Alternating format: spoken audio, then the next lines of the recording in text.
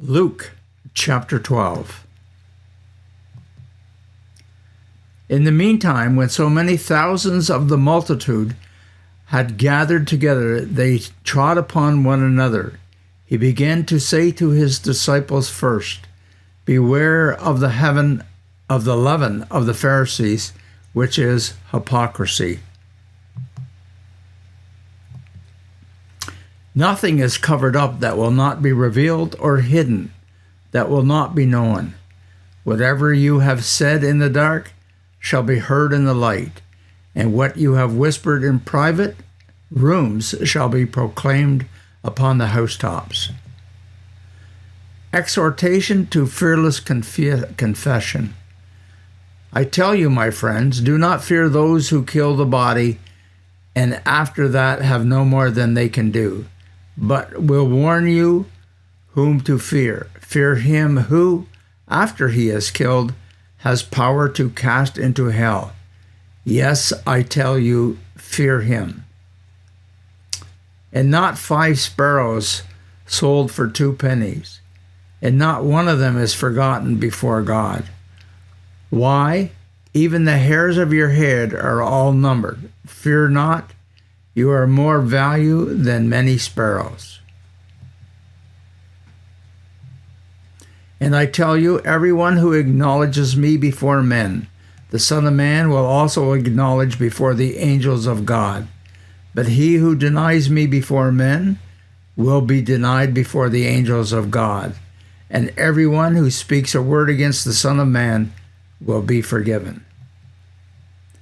But he who blasphemes against the Holy Spirit will not be forgiven.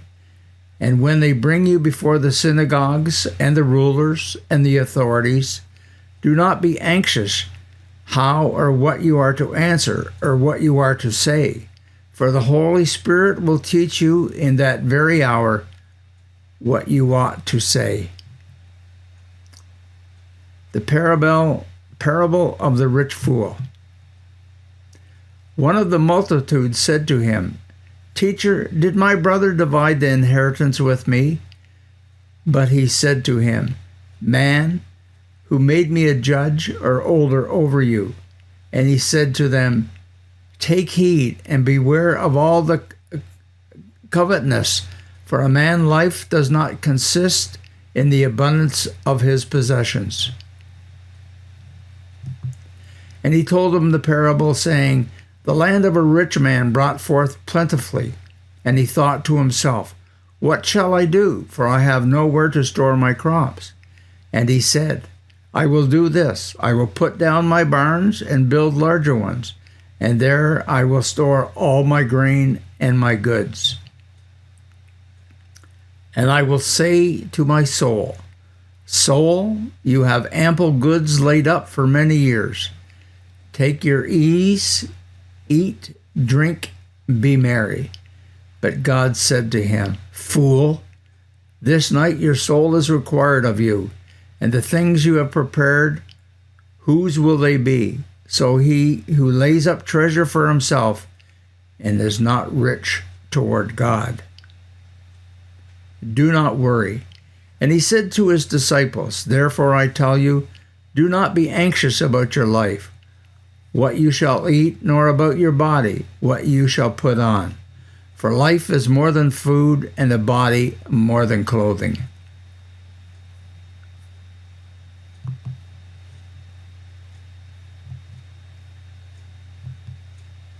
Consider the ravens. They neither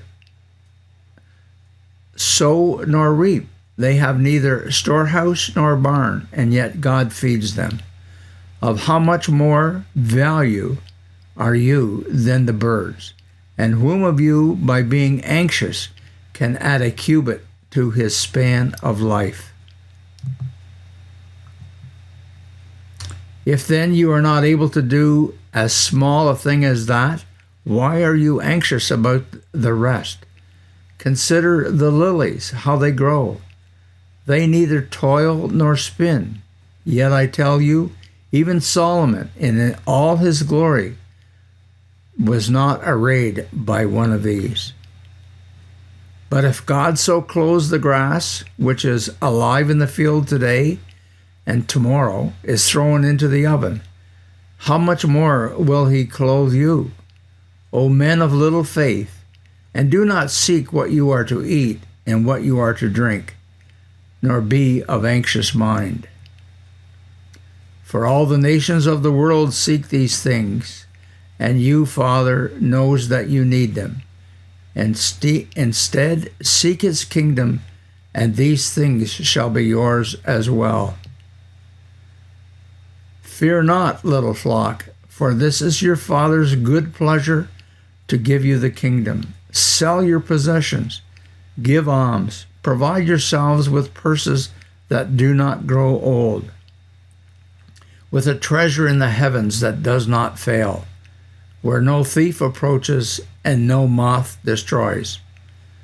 For where your treasure is, there will your heart be also. Watchful slaves. Let your loins be girded and your lamps burning, and be like men who are waiting for their master to come home from the marriage feast, so that they may open to him at once when he comes and knocks. Blessed are those servants whom the master finds awake when he comes. Truly I say to you, he will gird himself and have them sit at a table, and he will come and serve them. If he comes in the second watch or in the third, and finds them so, blessed are those servants. But I know this, that if the householder had known at what hour the thief was coming, he would have been awake and would not have left his house to be broken into. You also must be ready, for the Son of Man is coming at an hour you do not expect. The faithful or the unfaithful slave? Peter said, Lord, are you telling this parable for us or for all? And the Lord said, Who then is the faithful and wise steward, whom his master will set over his household, to give them their portion of food at the proper time? Blessed is that servant whom his master, when he comes home, will find so doing. Truly I tell you, he will set him over all his possessions.